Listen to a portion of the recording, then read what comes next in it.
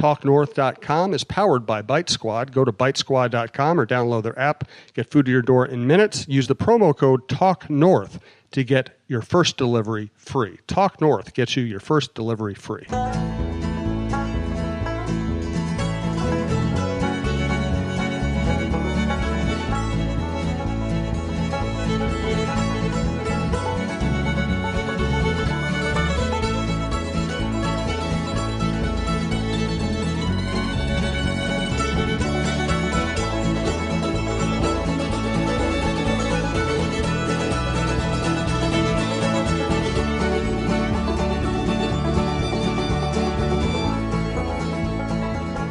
Big crowd here at Dulono's Pizza in downtown Minneapolis for the Russo-Souhan Show. Michael Russo is the star of the show. He is here. He's a little rundown, people. Take it easy on him. He had a tough trip through Canada. He only got to stay in 2 or 3 presidential suites. He has a hard life. I think we should all commiserate with him, and many people who know him are here to commiserate with him.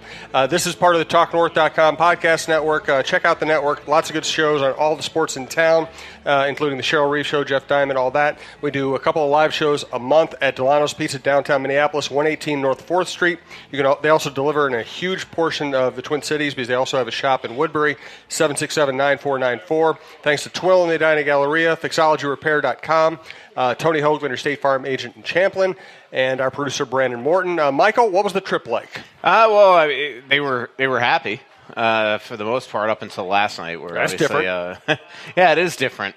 Well, it's funny. I mean, last one of the podcasts that we did previously, and I think I told the story that I was at my cousin's house for Christmas, and we were joking about how during Thanksgiving, we were talking about how great the Wild were and one of the best teams in the league, second in the conference, and how they went belly up by Christmas. And I said, so that one of the cousins is getting married in Costa Rica next week. I said, by your wedding, they're going to be back on top of the world. And for the most part, they are. I mean, last night was so predictable. I went to lunch with a couple people, and they and told them to put all their money on the Bruins last night. It was just so obvious. You get in at 3 a.m., you have that hard game the night before.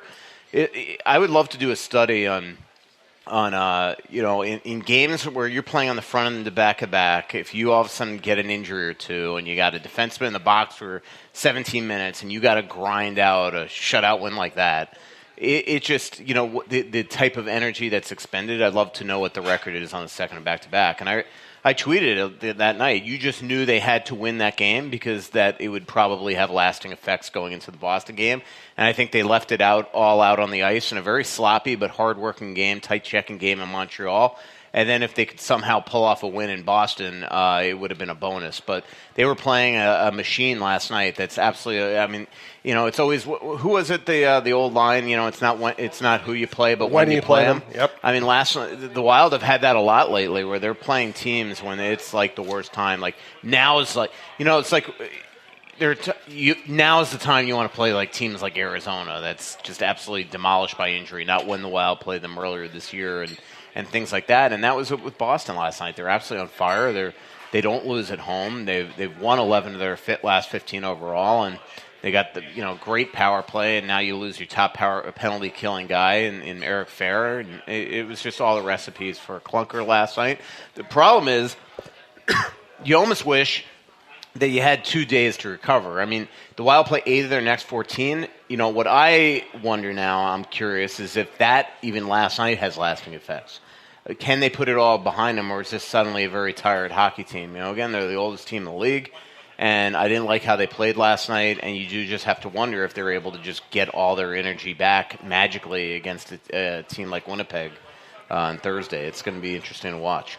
Absolutely. Again, thanks to our producer, Brandon Morton. If you'd like to advertise with this show or the network, you can reach us at talknorthpodcast@gmail.com. Please download before you listen. It's good for us, good for you as well. And again, thanks to all of our sponsors. Parisi and his line have been remarkable. Yeah, they've been good. Charlie's playing his best hockey.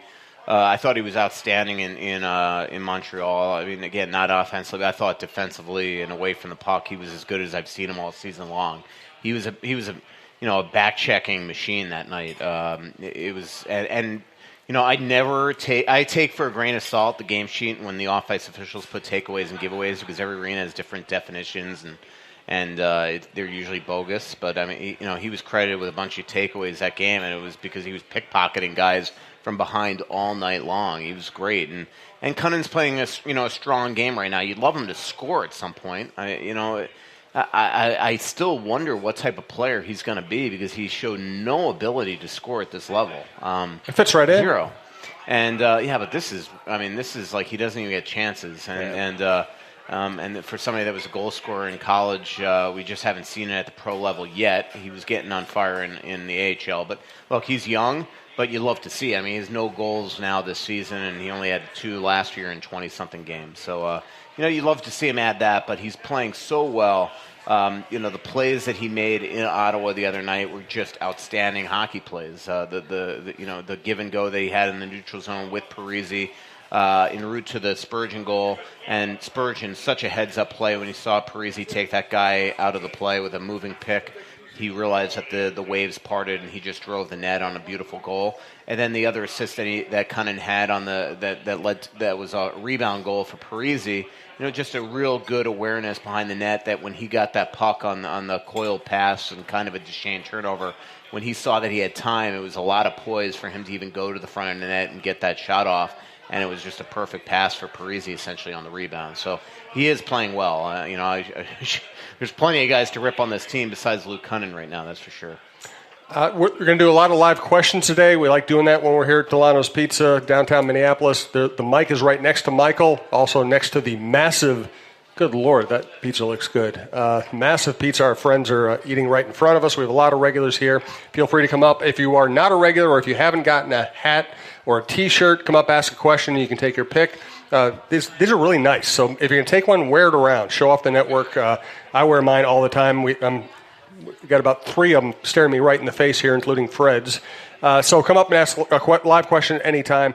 You talked about the 8 games in 14 days. Look what Bill just did. Oh, Bill. Just ruined the entire pizza. Hey, you just turned into a Chicago-style pizza. Yeah. You talked about the 8 games in 14 days. Who does that stress the most? Other than you? Well, it doesn't stress me out. I'll be in Costa Rica next week. Actually, I'll probably be more stressed in Costa Rica that I'm missing 2 games. Now, should we be surprised that you're taking a break during the middle of an NHL season to go to Costa Rica? Yeah, we should. We should absolutely be surprised. I normally wouldn't do that, but I cannot wait. Who in terms of tell me why you're taking the break. I'm serious. Oh, I'm going to my cousin's wedding in Costa Rica. Yeah, I didn't know if it was just a lark or if you had. And what's really kind of cool is just coincidentally, he and his very soon-to-be wife live in Philadelphia, and the Wild play in Philadelphia on Monday. Right. So they fly from Philadelphia to Costa Rica on Monday. So Sunday night, I'm getting to go to dinner with them. Then they fly to Costa Rica on Monday. Then I'll come home and cover. Who the hell do they play Tuesday? Maybe L.A.? I don't even know. And then Wednesday I'll go there. And then Chad Graff will cover the Wild for a couple games for the Athletic. And then, of course, the wedding's on a Saturday night. And I'm like, I think I'll get on that first flight Sunday out of Costa Rica and meet the team in Vegas. So you don't want to miss a Vegas game. Such a hard life. Yeah. Such a hard life. So listen to this trip, though, I got going next week. I mean, it's going to be like I'll have pneumonia by the end of this trip. So the Wild I'm going to Costa Rica. It's on the equator. It's like 90 degrees. Then I go from there to Vegas. Then I have to pick up the Wild. Then we go to Denver. And then I'm staying in Colorado like 2 or 3 extra days to go to Breckenridge. So like the varying temperatures for that trip and the amount I'm going to have to pack, because you have to have 2 things for the wedding, right? You have 2 suits for games. I mean, it's going to be, you need like 3 suitcases. You have the life of a millionaire. Please. You do. Please. You told me that the presidential suite should buy multiple watches for no reason. I don't know any normal people who do that. Mm-hmm. I could have bought this sweet Montreal Expos hat the other day. Oh, I thought you were saying watch. Okay. In Montreal, because the Expos were my favorite team growing up. This hat was so cool. And so I'm walking up to the cash register, and I'm like, I realized I never looked to see how much it was. It was $35.99. And even in Canada, that's insane. You spend like thousands of dollars on watches that you don't wear. Why can't you buy baseball cap for $35.99? I wasn't going to buy a $35.99 hat. That's the price of an athletic subscription for the year. What got this team going? Well, I mean, they what got them going is they played some shoddy goaltenders. How about that? Nice save. mean, what got them golden? I mean, Michael Hutchinson and Anders Nielsen back to back certainly helped. That's just a fact. And it's the same thing when they played Montreal and Florida before the break, and they popped in 7-5 goals. They were playing Antti Niemi and James Reimer. So that certainly helps. What was nice is to see them beat Carey Price the other day with Doobie showing up. And it's funny. I was chatting with Boudreau just during the morning skate in Montreal the other day. He didn't go on. It was an optional, and he and I were just talking. And I told him historically, from when I cover this team, every type of swoon that happens with the Wild starts the same exact way. You get crappy goaltending, then all of a sudden the goaltender becomes good and they can't score. And it's been every swoon like that. And that's what happened on this one. Doobie was awful. Doobie got good again, and then they couldn't score for a while. And then what luckily happened is that when they started to get their game together, Doobie didn't fall apart. And, you could say what you want about Doobie. They gave up 6 goals in Ottawa and Toronto. He was brilliant in those. And when he needed to be brilliant in those games, he was. The Wild had no right to win that game in Toronto. So much the way they played in the third period, but the way that Toronto came on in the third period and put them on their heels. To see Dubnyk make 19 saves in the third period against the Austin Matthews and the Patrick Marleaus and the Mitch Marners and the William Nylanders of the world and the Jake Gardners and the Morgan Rileys, that was awesome to see. And then same thing the next night in Ottawa, or at day in Ottawa, when the Wild did hit the snooze button and didn't realize it was a noon start local. Man, I mean, he was outstanding in the first period, save for the play on the Duchesne breakaway. So that's good to see. And then he brought it the next night in Montreal, too. Now, that Montreal team is just, I can't even believe, that just shows you how crappy the East is. The fact that they were in a playoff spot is a joke. I mean, they were a bad hockey team. There's nothing on that team. They were missing nets by about 15 feet. They're not very good. And but Dubnyk had to be good that night, and he was. And luckily for the Wild, Petrie handed Granlund a puck, and he made a great play. So that's what turned it around. Good time to come up and ask a live question. We have a lot of regulars here. Don't be shy. But a tough schedule coming up, by the way. Yeah, well, let's talk about the schedule here in a second. I do want to thank Twill in the Dining Galleria, twillmn.com. I bought a lot of clothes there lately, and they just hold up really well. And my wife loves shopping there. So check out twillmn.com and Twill on Instagram. Jim usually doesn't like to shop for clothes. I don't like it when he shops for clothes either, because he used to buy stuff I'd want to throw out. That's why I'm so glad he's found Twill in the Edina Galleria. He likes shopping there because of the comfortable environment and the friendly staff. He finds clothes that actually fit him properly and are high-quality brands that will look great for years, whether he's golfing or working. Our favorites so far are Peter Millar, Johnny O, and Barber.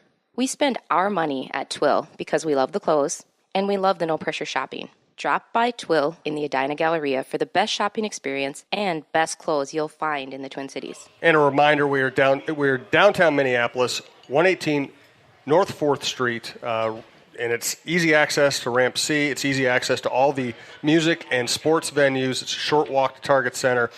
Great place to hang out. My wife and I came over here during the winter break a couple times. She's a school principal. She didn't always get to come hang out during the day. We came over, had lunch, watched bowl games on the big screen TVs. It's a laid-back atmosphere. The food is fantastic. I just ate a gluten-free pizza because they make those really well here. Fred and the boys have a huge pizza in front of us. I know the spaghetti goes really well. So check out Delano'sPizza.com. And, Vicki, throw out the first question. All righty. I'm glad you talked about Charlie Coyle. Mm-hmm. She's got her phone. That means Philip Kallenberg has a question for you. That's right. I have Philip's question. Are you ready? Yeah. He sounds enthusiastic about it.